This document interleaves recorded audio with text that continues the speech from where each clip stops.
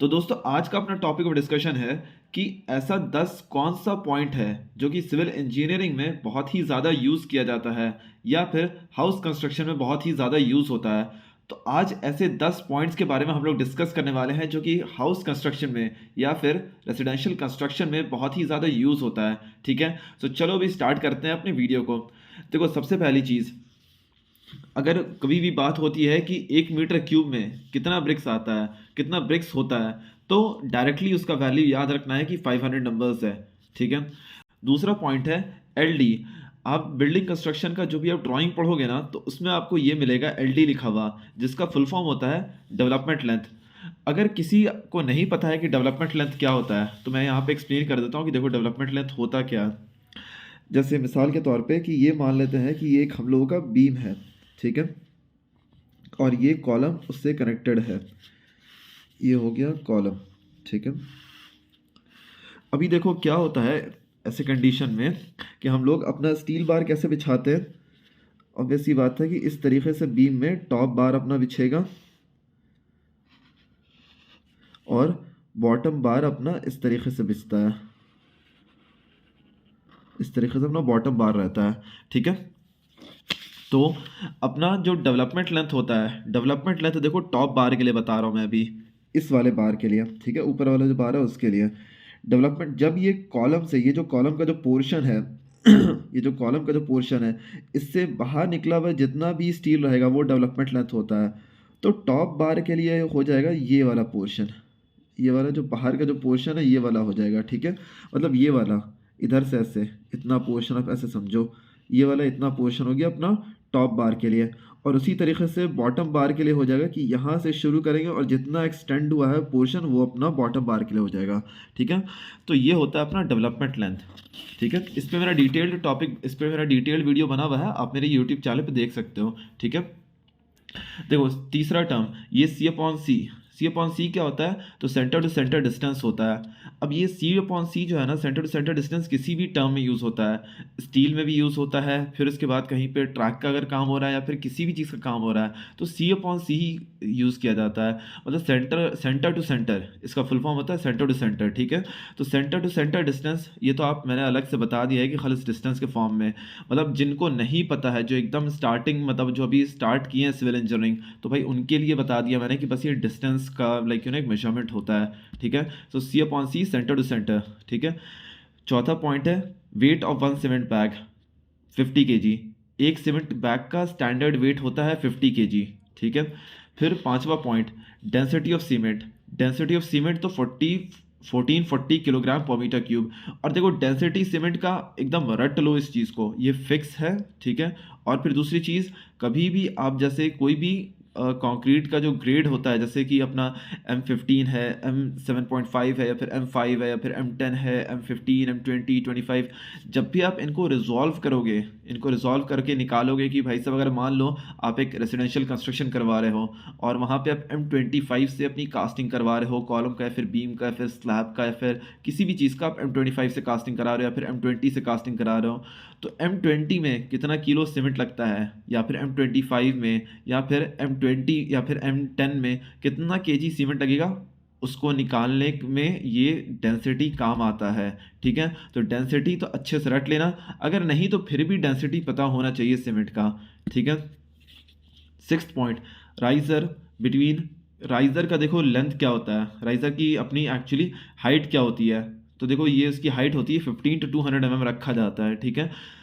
ये side to side vary कर जाता है, कहीं पे आप 150 भी लेते हो, कहीं पे 170 भी लेते हैं, कहीं पे 200 भी लेते हैं, मतलब अपने हिसाब से वैरी भी करता है। और उसी तरीके से ट्रेड जो होता है उसकी भी जो लंबाई होती है वो वैरी करती है, 250 से 300 के बीच में वैरी करता है। लोग क्या जनरली 300 इसको रखते हैं और राइजर को 150 रखते हैं, ठीक है। और देखो जिनको नहीं पता राइजर और ट्रेड क्या होता है, मैं उनको बता देता हूँ कि राइजर और ट्रेड क्या होता है।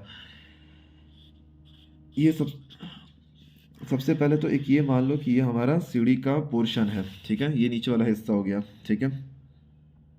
ये 4 इंच की मोटी सीढ़ी हो गई अपनी, ठीक है। ये हो गया अपना 4 इंच का हिस्सा, ठीक है। अभी क्या है, आप देखोगे कि इस पे इस तरीके से बना रहता है, ठीक है। ये अपना सीढ़ी का हिस्सा हो गया, ठीक है।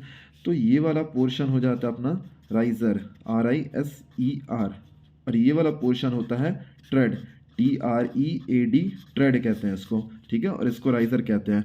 तो इसकी जो हाइट होती है, जो राइज़र की जो हाइट रहती है, जो मैंने बताया आपको 250 से 300 mm रहता है, ठीक है। राइज़र, हाँ, राइज़र का जो हाइट रहता है वो 150 से 200 mm रहता है, और ट्रेड का 250 से 300 mm रहता है, ठीक है। अब 7th पॉइंट देखो, मिनिमम थिकनेस जो होती है स्लैब की हमेशा 125 mm तो रखा जाता है, ठीक है। 125 mm तो हमेशा थिकनेस रहती है स्लैब की, मतलब मिनिमम है, ये स्टैंडर्ड है ये कि 125 mm की तो थिकनेस रखनी ही रखनी है, ठीक है। लेकिन साइड पे लोग प्रेफर करते हैं कि 150 mm रखते हैं जनरली, ठीक है। अब देखो 8 number point, unit weight of steel bar. देखो यूनिट वेट क्या होता है, सबसे पहले तो यही समझ लो कि यूनिट वेट होता क्या है स्टील का। अभी देखो जैसे मान लो ये एक हमारा स्टील बार है, ठीक है, ये हमारा स्टील बार है जिसकी की लंबाई है 12 मीटर, ठीक है, 12 मीटर इसकी पूरी लंबाई है, ठीक है। अभी 1 मीटर इतना सा मान के चलें कि ये 1 मीटर है, ठीक है। तो 1 मीटर की कितना वेट होगा, जैसे 12 मीटर है तो उसका कुछ वज़न है, ठीक है, और 1 मीटर होगा तो कितना वज़न होगा। तो यूनिट वेट उसी को कहते हैं कि 1 यूनिट हमने वेट लिया कि भाई 1 मीटर, मतलब 1 मीटर वेट लिया कि भाई साहब 1 मीटर में कितना किलो वेट आएगा स्टील का, ठीक है। 1 मीटर का निकालने के लिए हमारा फॉर्मूला रहेगा d² / 162। d² जैसे ये हो गया कि मान लो अपना ये हो गया, जैसे मैं 32 का मान के चलता हूँ कि 32 mm का स्टील बार है, तो 32 क्रॉस 32, ठीक है, डिवाइडेड बाई 162 आ जाएगा इसका वेट, यूनिट वेट आ जाएगा इसका 6.32 kg, ठीक है। ये 6.32 kg, ये इसका इतना वेट आ जाता है, ठीक है। ये क्या मैं अपने जनरली साइट पे यूज़ करता हूँ तो मुझे एक्जैक्टली इसका याद है कि एकदम 6.32 kg रहता है, ठीक है। बाकियों का भी मुझे याद है, आप बाकी अपना निकाल के आप खुद याद कर लेना इस चीज़ का, ओके। अब देखो 9th पॉइंट, देखो डीपीसी का मिनिमम थिकनेस जो होता है 25 mm रहता है, ठीक है। मतलब ये स्टैंडर्ड है कि भाई डीपीसी का मिनिमम तो आपको 25 mm तो प्रोवाइड करना ही होगा, ठीक है। लोग प्रेफरेबली उसको 40 mm रखते हैं साइड पे, ठीक है। डीपीसी का फुल फॉर्म क्या है, डैम्प प्रूफ कोर्स, ठीक है। तो इसको घर के कंस्ट्रक्शन के टाइम पे दिया जाता है, जब प्लिंथ लेवल में ही कंस्ट्रक्शन होता है तो उसी टाइम पे दिया जाता है, डैम्पनेस बस से बचाने के लिए। अगर डीपीसी नहीं दोगे तो जब आप घर का कंस्ट्रक्शन कर लोगे अपना, तो उस टाइम पे क्या होगा कि आपका जो दीवार होगा, जो अपने जो घर का जो आपका पार्टीशन वॉल होगा, उसमें आप देखोगे कि सीलन आ जाएगा, ठीक है। तो उस सीलन से बचाने के लिए हम डीपीसी प्रोवाइड करते हैं, और इसके ऊपर एक डॉक्टर फिक्सेट का LW+ केमिकल दे देते हैं, ठीक है, लिक्विड वाटरप्रूफ का केमिकल दे देते हैं, ठीक है। अब देखो 10th नंबर में मैक्स फ्री फॉल हाइट क्या होता है कंक्रीट का। देखो कंक्रीट है तो एक आप उसको सर्टेन लेवल से ही, ऊंचाई से ही गिरा सकते हो, ठीक है। ऐसा नहीं कि आप 50 मीटर ऊंचे से गिरा दोगे उसको, नहीं, ऐसा नहीं होता है। आप उसको एक सर्टेन लिमिट सेट किया गया है कि इसी हाइट से ही आप उसको गिरा सकते हैं, ठीक है। तो उसकी थियोरेटिकल वैल्यू होती है 1.2 मीटर और इसकी प्रैक्टिकल वैल्यू होती है 1.5 मीटर। मतलब थियोरेटिकल में हमने डिटरमाइन हुआ कि 1.2 मीटर मैक्सिमम हाइट है, ठीक है। लेकिन प्रैक्टिकल में हम साइट पे थोड़ा सा एडजस्टमेंट के लिए 1.5 मीटर कंसिडर कर लेते हैं, ठीक है। लेकिन अगर जिनको नहीं समझ में आया कि फ्री फॉल हाइट क्या होता है, तो जैसे मैं एक फिर से एग्जांपल लेके आपको बता देता हूँ। ये देखो मान लो कि ये एक हमारा मान लो कि ये एक हमें फुटिंग को कास्ट करना है, ठीक है। यहाँ पे एक फुटिंग है, इसका स्टील केज पूरा बंद गया, ठीक है, ये उसका स्टील का सरिया वरिया हो गया, ठीक है। अभी देखो क्या है ना कि आप यहाँ से मान लो, आप यहाँ से ऐसे अपना फ्योरी मिक्सर ला के अगर आप यहाँ से इस हाइट से अगर आप अपना माल गिराओगे, तो भाई मतलब मान लो अगर ये 50 मीटर हाइट है, तो माल जो होगा ना पूरा पूरा सेग्रीगेट कर जाएगा, जो पूरी की पूरी कंक्रीट होगी वो सेग्रीगेट कर जाएगी ऊपर से गिरने की वजह से। सो इसलिए आपको ऐसा करना है कि हाइट आपको ऐसा रखना है कि बस यहाँ से गिराओ कि भाई 1.5 meter maximum to maximum height आए, ठीक है। 1.5 मीटर के हाइट से गिराओ या फिर उससे भी कम, ठीक है, उससे भी कम पे गिराओ ताकि वो सेग्रीगेट ना करें। अगर और बेहतर तरीके से आपको अगर समझना है इस चीज़ को, तो आप ऐसे समझो कि आपका फ़ोन है या फिर किसी का भी फ़ोन है, आप उसको 10 स्टोरी बिल्डिंग से गिरा दिए, ठीक है, 10 तल्ले इमारत से आपने उस फ़ोन को गिरा दिया, तो कैसा होगा, मतलब वो कैसा रहेगा, वो ऑब्वियस सी बात है वो टूट के पीस पीस में बिखर जाएगा, राइट। सो उसी तरीके से कंक्रीट का रहता है कि आप उसको एक बहुत ऊंचे हाइट से गिरा दोगे तो वो एग्रीगेट अलग हो जाएगा, सैंड अलग हो जाएगा, सीमेंट वाटर अलग हो जाएगा, ठीक है। इसीलिए उसको एक सर्टेन हाइट सेट किया गया कि मैक्स टू मैक्स 1.5 मीटर की हाइट से गिराना है, उससे ज़्यादा की हाइट से नहीं गिराना है, ठीक है, नहीं तो उससे सेग्रीगेशन हो जाता है। तो सेग्रीगेशन से बचाने के लिए free fall height theoretical value दिया गया 1.2 मीटर और प्रैक्टिकल वैल्यू 1.5 मीटर, ठीक है दोस्तों।